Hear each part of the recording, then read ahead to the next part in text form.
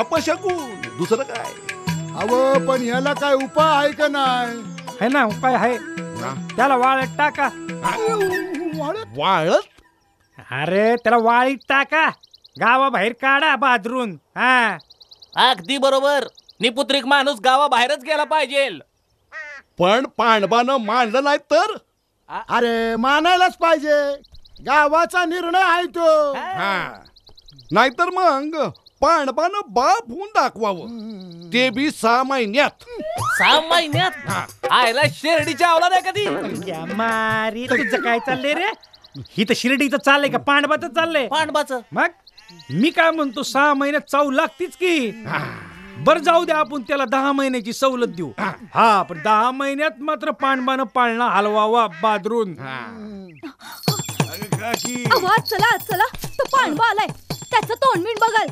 ए माझा नाही विश्वास बसत असल्या फालतू गोष्टींवरती. अहो त्या ज्ञानेश्वर आप्पाचा शिरबा बी असंच म्हणला आणि त्या पांडवाचं तोंड बघितलं, त्या दिवशी त्याची बायको पळून गेली. बायको पळून गेली?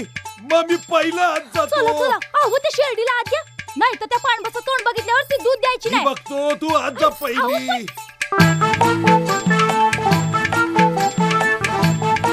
अरे भगवान, पांडू आलाय, पांडू आलाय.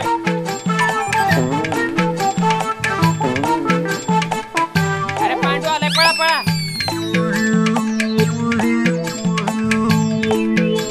अरे लप लप लप लप लप.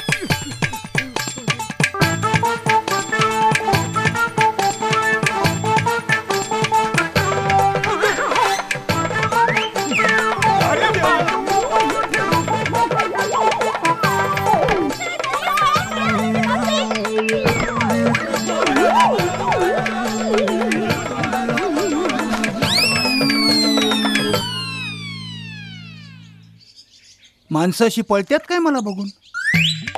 घाबरतात काय का मान देते? नक्की मान देत असणार. माझा वट वाढलेला दिसतोय.